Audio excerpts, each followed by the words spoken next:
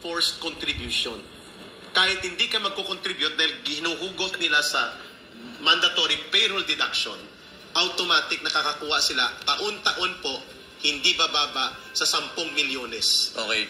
Brother Franco. Ayun ang accomplishment ng ACT teachers, ang pangingikil. Nananawagan na pa alisin si Nananawagan Inday na ibang guro. Okay, malinaw yun mga kababayan. Ang accomplishment po ng ACT teachers party list, itong sinasabi ni Ka Eric, na pagkuha, pangingikil to Ka Eric, Pangingikil, diba? equivalent yan. Malinaw ito.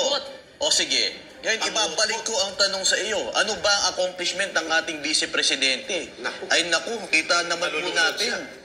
Yung pagpapagawa ng maraming classroom, I cannot count it dahil sobrang dami Ka Eric. Libo-libo. Tomorrow we'll have the complete report. please, Ilalatag po namin ang accomplishment ng ating Vice Presidente para makita ng sambayan ng Pilipino. Pero kayo po, ano pong accomplishment ninyo? Not only that, Franco, nagbigay siya ng accountability Yes. niya kung anong ginawa niya sa pondo. Yes. Exactly, ma'am. At isa sa reason yan kung bakit kailangan ng pondo ng ating Vice Presidente. Bakit? Para sa kanila to Sa CPP, NPA, NDF ito Naalala mo, Kaya Frank, gustong tanggalan ng yung pondo binanggit Ka ko Eric. kanina, Yes. pagpapalaganap ng MKLRP Oh, na gustong ipatigil ni Inday Sara sa online Oh. at habulin ang mga nagre-recruit ng NPA. Yan. Exactly, Ka Eric. Kanya Kaya ginagawa. gusto nilang tanggalan ng pondo ang ating Vice Presidente dahil ang numero unong target ng ating Vice President Sara Duterte ay yung recruitment sa hanay ng kabataan. Exactly. Yun ba yung priority na sinabi mo walang kailangan i-priority ng ating Vice Presidente? That's the number one Priority. na priority ng ating Vice Presidente at sinasabi mo dito, kabaliktaran.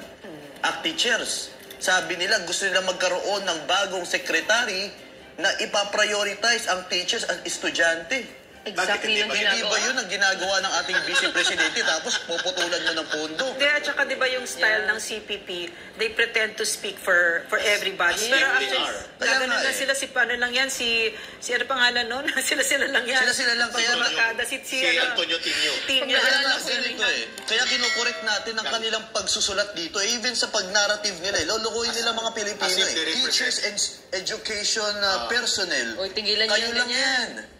Uy, damay. Dahil marami nagmamahal na mga guro sa ating Ang business. challenge ko natin sa kanila, before kayo mag-demand ng pagpapatanggal kay Vice President Sara Duterte sa Department of Education, i-account nyo muna. 3. Number 1, ang inyong panguuthot sa mga teachers na umaabot ng 50 million na ang hindi nyo ma-account. Kawawa ang mga guro until 2037, dugo at pawis ng mga guro, 20-20, 50-50 pesos, 70 pesos, iba-ibang taripa. Bakit nyo ito ipinagpapatuloy? Paliwanag nyo, wala kayong report, wala kayong expenditures. Number 2, nagdo-double funding kayo.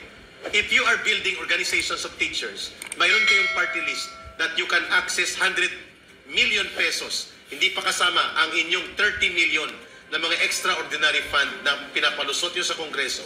Bakit papupundohan nyo pa ang mga teachers? Dapat may paliwanag nyo saan napupunta mga pundo nyo. Third, Brother Franco, nakasalanan nyo sa taong bayan, before kayo magmagaling, Franz Castro, sagutin mo muna ang panawagan ng taong bayan. Bakit kayo nag-kidnap ng mga kabataan sa Salaingon? Teacher ka pa naman, sabi mo. O bakit kayo lumabag sa mga batas at may mukha ka pang ipakita na nandyan ka sa loob ng Kongreso? You resign. Yan yung nahuli natin siya. Yes. Pero maraming Hindi siguro siya nagawa yan na hindi siya nahuli. Yeah. So ito ay klarong-klaro na ang ganitong Sindikato. hakbang ay sinindikato. Kaya tama lang na ang inyong pangalan ay Alliance of Communist Teachers sapagkat ikaw ang nagbibigay ng kasamaan sa pangalan na yan dahil sa inyong ginagawang inostisya at mga pang-aabuso sa mga guro. Amisina, alam ba ng taong bayan, mga kababayan, kung gaano kabigat ang source na ito na ginagawa ng CPP, NPA, NDF through ACT and ACT teachers sa mga gurong pampubliko? 800,000 plus ang public school teachers, elementary and high school sa Magkano yung monthly? ang nakukonektahan nila ang ayon sa datos na hinahanap ni Vice President Sara Duterte, saan ang mga chapters ninyo? Bakit sinasabi nyo na may 300,000 na nagko-contribute ng mga gurong pampubliko at hindi alam ng mga guro na nagko-contribute pala sila? Yan. Kasi meron na nga tayo, nagtestimonya ka, Eric, di ba? Nagsalita na sila. Gusto na nilang itigil, pero patuloy pa rin. Yes. Yeah. Patuloy pa rin ang pagkuha sa kanilang how much percent Mayroong 25 pesos, 20, may 50, may 70 pesos. Kaya sabi ni Inday Sara Duterte, imbestigahan ito.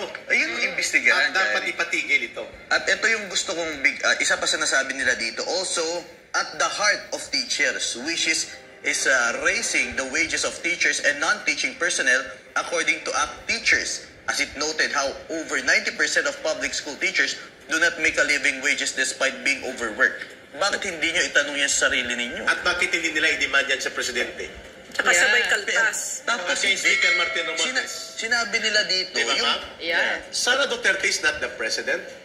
She's not also the head of Congress na nanggagaling ang budget. Hindi ba you are just making an issue para atakihin Issue siya? lang. Why did you not demand it? Bakit niyo dinimanda yan at itinulak sa inyong kaberks na si Speaker Martin Romualdez na palaki ng pundo at sahod ng mga guro? Ba't niyo ginawa?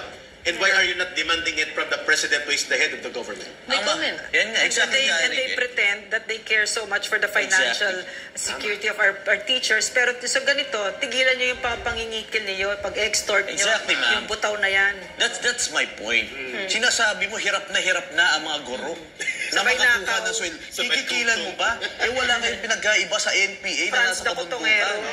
Di ba ka, Eric? Pero Kasi yung pinagkaiba na yung mga tao sa mga farmers natin, mga peasants natin doon, wala nang kapera-pera, tututukan mo pa ng baril para kikilan mo. Exactly. Kaya Wala kayong pinagkaiba. kahapon, sinilibrate nila Franz Castro, Raul Manuel at Arlene Rosas ang anibersaryo ng CPP, Wala ang man Communist yun. Party of the Philippines. Kaya, ang ibig sabihin niyan, pag may partido, may partida.